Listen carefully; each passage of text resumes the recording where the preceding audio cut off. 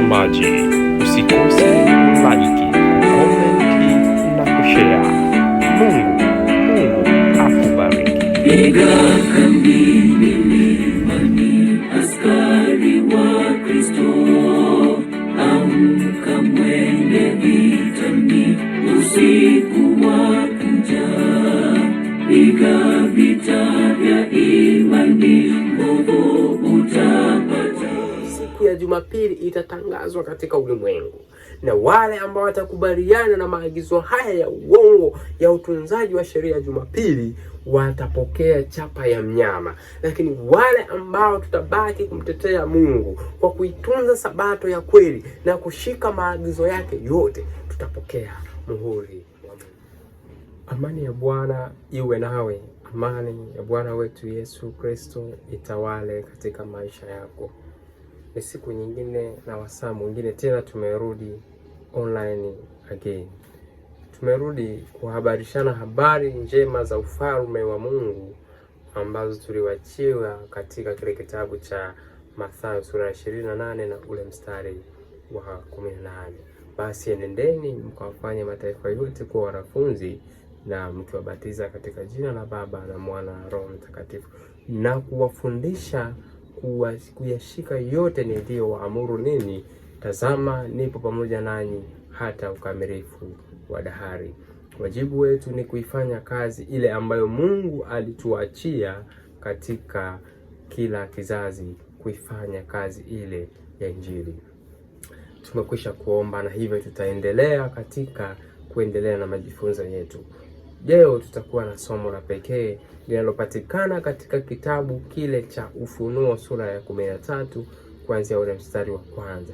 Tutapitia kwa kina kabisa habari za kitabu kile cha Ufunuo sura ile ya 13, maana ni onyo ambalo lipo na ni jambo ambalo hivi karibuni tutaona likiukumba ulimwengu. Kwa ni vizuri tukajulishana habari njema ili tupate kufahamu, maana baraka inatolewa katika kitabu cha Ufunuo sura ya kwanza.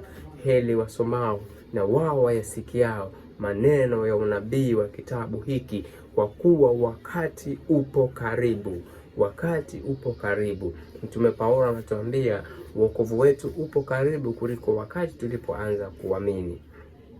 Kwa leo tutashughulika na kitabu kile cha Ufunuo sura ya 13 kuanzia ule mstari wa kwanza. Maandiko matakatifu yanasema kama ifuatavyo katika kile kitabu cha Ufunuo sura ile ya 13 na ule mstari wa kwanza.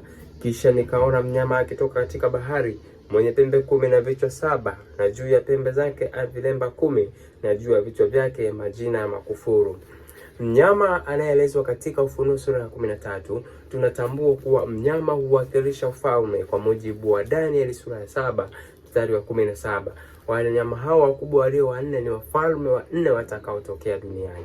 Kwa mnyama wa Ufunuo 13 tunaona kwamba ni ufalme ambao unatoka katika bahari ambayo inawakilisha watu wengi. Ufunuo sura ya 17 mstari wa 15, yale maji uliyoyaona akitipo yule kahaba mkuu ni jamaa, lugha na makutano. Kwa tunaona mnyama wa Ufunuo sura ya 13 akitoka katikati ya watu. Sasa maandiko yanasema na juu yake alikuwa na pembe 10 na vichwa 7. Tunajua pembe huwakilisha utawala, lakini pia vichwa huwakilisha utawala. Twende chini tutaona maana halisi ya jambo hili. Na yule mnyama niliyemwona alikuwa mfano wa chui, na miguu yake ilikuwa kama miguu ya dubu, na kinywa chake kama kinywa cha simba. Yule joka akampa nguvu zake na kiti chake cha enzi na uwezo mwingi. Ufunuo sura ya 13 anatuambia yule mnyama aliyeonwa na Yohana alikuwa kama chui. Umbo lake kubwa, asilimia kubwa ilikuwa imebebwa na chui. Chui, tutarudi katika Danieli sura ya 7, tutakutana kuwa chui iliwakilisha utawala wa Kiyunani, utawala wa Alexander the Great uliwakilishwa na mnyama chui. Kwa tunaona mnyama huyu wa Ufunuo sura ya akibeba sifa zile za mnyama chui. Lakini anasema miguu yake ilikuwa kama miguu ya dubu, utawala wa Wamedi na Wajemi, utawala wa kina Koreshi. Wamedi na Wajemi ambao tunaweza kusema kwa sasa ni nchi ya Iran. Hao ndio Waajemi. lakini anasema kinywa chake kama cha simba. Tunafahamu utawala wa simba ambao ulikuwa unawakilisha Babeli. Babeli ya Nebukadneza inafahamika iliwakilishwa na kichwa kile cha dhahabu au simba. Simba aliyekuwa na nguvu kuliko wanyama wote. Kwa tunaona katika Ufunuo sura ya 13, mnyama huyu wa Ufunuo sura ya 13 akiwa amebeba picha ya wanyama wote wale watatu waliomtangulia. Huyu yeye ni nani? Anasema joka akampa nguvu zake na kiti chake cha enzi na uwezo mwingi. Tukio hili linatuleta moja kwa moja katika mamlaka ya upapa. Mwaka 313 na kuendelea hapo mbele, tunaona kanisa la Kisabato likishusha hadhi yake chini na kuiangusha chini wakati Mfalme Konstantino alipoongoka. Kanisa lilishusha hadhi chini. Papa wa kwanza anaitwa Silvester wakakubali kushusha hadhi chini. Waliposhusha hadhi chini, ndiyo mwanzo wa siri ya kuasi au ndiyo mwanzo wa kitu kinachoitwa upapa. Wakati ule Konstantino aliama katika ule mji na kwenda kujenga, akaenda kuishi maeneo mengine ambayo hayo yakaja kuitwa Konstantinople. Kwa hiyo tunaona joka, nguvu za kiserikali za utawala wa Kirumi zikawa zimekabidhiwa kwa mamlaka ya kidini ambayo hiyo ilikuja ikawa upapa. Tunaona kwamba joka alikuwa amempa yule mnyama ambaye sasa ni mnyama ambaye anakuja kuvaa, ni Rumi ile ya kipagani inavaa joo la Kikristo, na hapo tunabadilika, haiitwi tena Rumi ya kipagani bali tunaita upapa.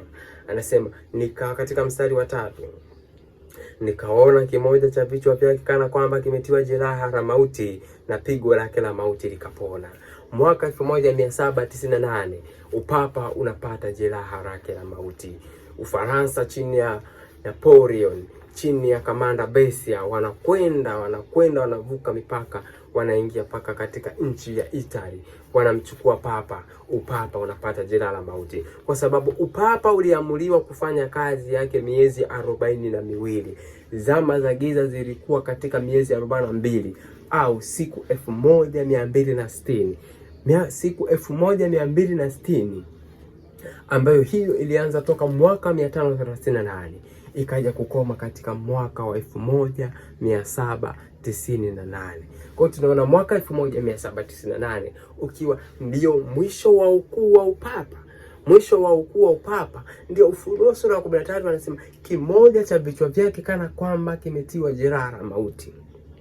Kimoja hicho cha vichwa ni upapa ambao ulipata jeraha la mauti katika ule mwaka wa 1798 baada ya Jenerali Bessia kwenda kumteka Papa Pius wa 6 na kumleta katika Ufaransa.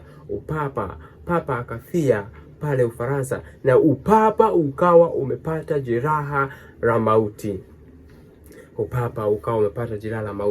Zile nguvu za kiserikali zikawa zimepotea, zile nguvu, uwezo wake ukawa umepotea katika ule mwaka wa 1798. Sasa anaendelea kusema dunia yote ikamstajabia mnyama yule. Anasema jeraha lake la mauti litapona, lakini baada ya kupona dunia yote itamstajabia mnyama yule. Tutarajie tukio kubwa la urejeshwaji wa mamlaka ya upapa, maana jeraha lake litapona na dunia yote itamstajabia. Mwaka 1929 chini ya Mussolini, upapa ukapewa hadhi ya kuwa nchi, ukapewa nchi ya Vatican ndani ya mji wa Italy. Kuna nchi kadogo kanaitwa Vatican. Kwa hiyo upapa ukarejeshiwa mamlaka. Huo ulikuwa ni mwanzo wa kupona kwa jeraha la mauti. Toka mwaka 1798 upapa haukuwa na nchi. Upapa ulipitia hali ngumu, lakini tunaona chini ya kina Mussolini katika mwaka 1929 wakisainishana mikataba na upapa unapewa nchi ambayo inaitwa nchi ya Vatican. Upapa unakuwa na bendera, upapa unakuwa na jeshi, upapa unajitafuta na kurejea katika utawala wake. Maana unabii katika Ufunuo 13 ulitabiri upapa ungerudi na kutenda kama ulivyotenda katika nyakati za siku 1260.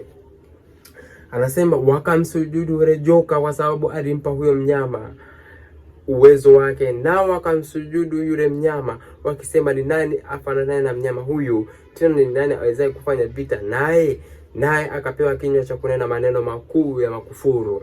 Upapa, kadri watu wanaposujudia upapa, wanamsujudia shetani moja kwa moja, kwa sababu papa ni wakala wa shetani. Kwa hiyo watu wanaposujudia mbele ya mapadri, mbele ya maaskofu, mbele ya makardinali, wanasujudia shetani moja kwa moja, kwa sababu nguvu walizonazo upapa ni nguvu ambazo zimetoka moja kwa moja kwa yule shetani. Kwa anasema wasioandikwa majina yao katika kitabu kile cha uzima watamsujudu. Kwa anasema tena, ni nani awezaye kufanya vita naye? Naye akapewa kunena maneno makuu ya makufuru. Upapa umenena maneno makuu ya makufuru. Upapa umejiita mwakilishi wa mwana wa Mungu. Upapa umenena maneno makuu ya ajabu. Upapa umejaribu kutenda maneno makuu ya ajabu. Sasa niangalie katika kile kitabu, turuke mstari, tuende katika mstari wa 11. Katika mstari wa 11 tunakutana na habari nyingine, habari ambayo inahusiana na mnyama mwenye pembe mbili mfano wa mwana kondoo. Mnyama mwenye pembe mbili mfano wa mwana kondoo. Tumeona katika mstari wa kwanza, mnyama wa kwanza alikuwa anatoka katika bahari. Tukasema bahari huwakilisha watu wengi, lakini mnyama huyu wa pili anatoka katika nchi. Basi hiyo itawakilisha watu wachache. Kisha nikaona mnyama mwingine akipanda kutoka katika nchi, naye alikuwa na pembe mfano wa mwana kondoo, akanena kama joka. Ikiwa taifa hili linawakilisha watu wachache, ni taifa gani wakati mnyama wa kwanza anapata jeraha la mauti? Ni taifa gani ambalo lilikuwa linainuka katika wakati huo? Tunaona katika mwaka 1776 taifa la Amerika likiwa linapanda kutoka katika nchi, kutoka katika bara la magharibi. Amerika inapanda. Wakati mnyama wa kwanza amepata jeraha la mauti, mnyama mwingine anainuka kutoka katika nchi. Wakati taifa hili la Amerika lilikuwa ni taifa ambalo wakazi wake walikuwa ni wachache sana, na lilikuwa ni taifa ambalo halikujulikana hapo mwanzo, lakini baadaye likaja kuwa taifa, linakuja kuwa taifa kuu. Lakini jambo la kushangaza ni kwamba ni kama mwana kondoo, lakini anakuja kunena kama joka. Anasema, naye atumia uwezo wote wa mnyama yule wa kwanza mbele yake, naye aifanya dunia na wote wakao ndani yake wamsujudie mnyama wa kwanza, ambaye jeraha lake la mauti lilipona. Hatari kubwa kwa taifa hili la Amerika. Mwanzoni lilikuwa kama mwana kondoo, ambaye mwana kondoo huwakilisha Yesu, lakini baadaye anasema linanena kama joka. Taifa hili linakuwa na uwezo mkubwa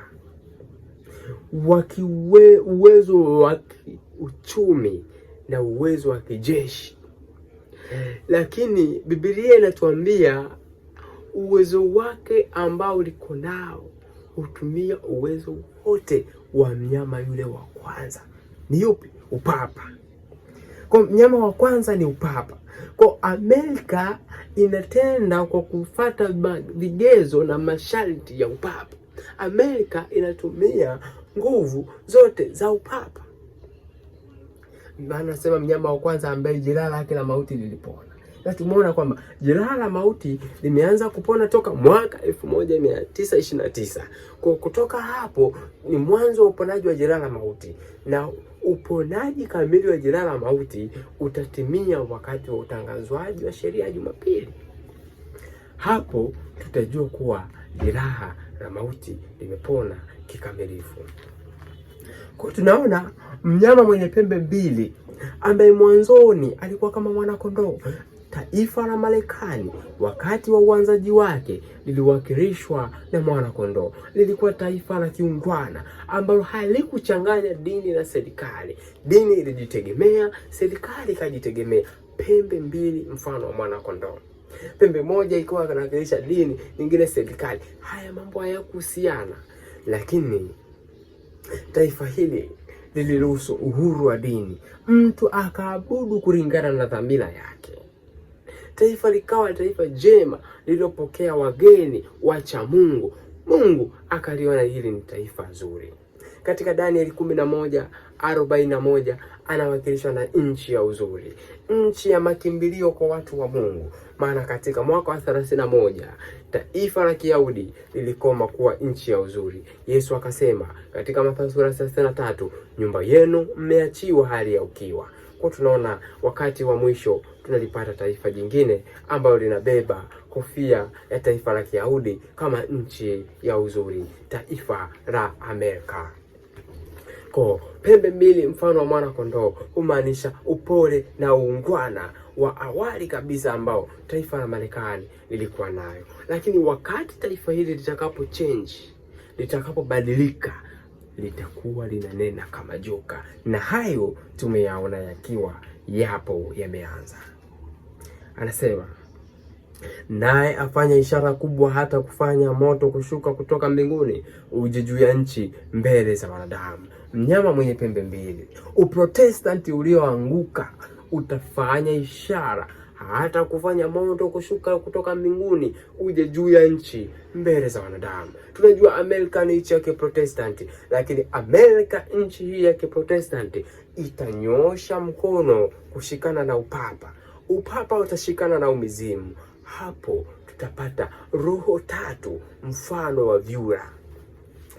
Amerika, Uprotestanti wa kule Amerika, Uprotestanti ulioanguka, Uprotestanti ulioshusha hadhi yake, utashikana na upapa.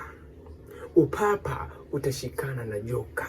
Hapo tutakuwa tumepata roho tatu za uchafu zifananazo na vyura, zitakazowaendea wafalme kuwakusanya katika vita ile ya siku kuu ya Mungu Mwenyezi. Naye awakosesha. Uprotestanti ulioanguka, taifa hili la American litawakosesha. Anasema, naye awakosesha wakao juu ya nchi kwa ishara zile alizopewa kuzifanya mbele ya huyo mnyama, akiwaambia wakao juu ya nchi kumfanyia sanamu yule mnyama aliyekuwa na jeraha la upanga, naye akaishi. Tumeona ajenda ambazo zinaendelea kwa sasa. Taifa la Marekani likiwa katika kutaka kuwekwa wakfu. Taifa la Marekani linakwenda kutimiza miaka 250 na taifa linataka kuwekwa wakfu chini ya Rais Donald Trump. Mei 17 taifa linataka kuwekwa wakfu. Rais anataka Amerika iwekwe wakfu chini ya kidini. Anakwenda kuunganisha dini na serikali. Anakwenda kuondoa zile pembe mbili mfano wa mwana kondoo, na kitendo hicho kinakwenda kupelekea kunena kama joka. Maana wakati litakapowekwa chini ya mamlaka, dini itakapokuwa imeunganishwa na serikali, dini ya wengi itakuwa na nguvu na walio wachache watanyanyaswa. Uhuru wa kuabudu utaondolewa, wengi watanyanyaswa. Tutarudi katika zama zile za miaka 1260, na hicho ndicho ambacho Rumi imekuwa kikitafuta katika taifa hili, kuliweka chini ya himaya yake ili mipango yake iweze kutimia. Kwa hiyo tunaona anasema, akapewa kutia pumzi katika ile sanamu ya mnyama, hata ile sanamu ya mnyama inene, na kuwafanya hao wote wasiosujudu sanamu ya mnyama wauawe. Tutashuhudia hivi karibuni wakati Amerika itakapofanywa kuwa nchi ya kidini, Uprotestanti ukawa ndio dini ya serikali, na siku ya ibada ikafanywa kuwa ni Jumapili. Wale watakaopinga kitendo cha kutia pumzi sanamu ya mnyama taifa la Marekani, hiyo itakuwa imerudisha kipindi kile cha zama za giza. Anasema, naye awafanya wote wadogo kwa wakubwa, na matajiri kwa maskini, na walio huru kwa watumwa, watiwe chapa katika vipaji chapa katika mkono wao wa kuume, au katika vipaji vya nyuso zao.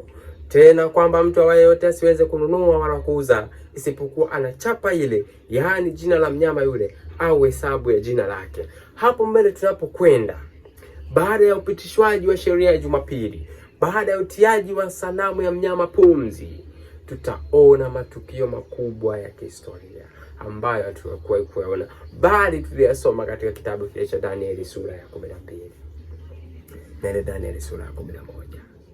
Anasema tena kwamba mtu awaye yote asiweze kununua wala kuuza, isipokuwa ana chapa ile katika mkono wake wa kuume, au katika kipaji cha uso wake. Jana tulisoma lililopita nyuma, tuliona kutiwa muhuri. Watu wanaotiwa muhuri katika Ufunuo sura ya 7, tukaona ni watu wa Mungu wanaotulia katika ukweli na kutii maagizo ya Mungu. Sasa utafika wakati ambapo sheria ya kuabudu siku ya Jumapili itatangazwa katika ulimwengu, na wale ambao watakubaliana na maagizo haya ya uongo ya utunzaji wa sheria ya Jumapili watapokea chapa ya mnyama. Lakini wale ambao tutabaki kumtetea Mungu kwa kuitunza sabato ya kweli na kushika maagizo yake yote, tutapokea muhuri wa Mungu. Hakuna haja ya kutishika na hayo. Anasema, naye awafanya wadogo kwa wakubwa, matajiri kwa maskini, na walio huru kwa watumwa, watiwe chapa katika mkono wao wa kuume, au katika vipaji vya nyuso zao. Tena kwamba mtu awaye yote asiweze kununua wala kuuza, isipokuwa na chapa ile, yaani jina la mnyama yule, au hesabu ya jina lake. Jina la mnyama yule, upapa. Hesabu ya jina lake 666. Hapa ndipo penye hekima yeye aliye na akili, na hesabu ya mnyama huyo, maana ni hesabu ya kibinadamu, na hesabu yake ni 666. Kwa tutashuhudia upapa, Amerika ikiwa kilanja wa dunia katika kutimiza ajenda zote za upapa.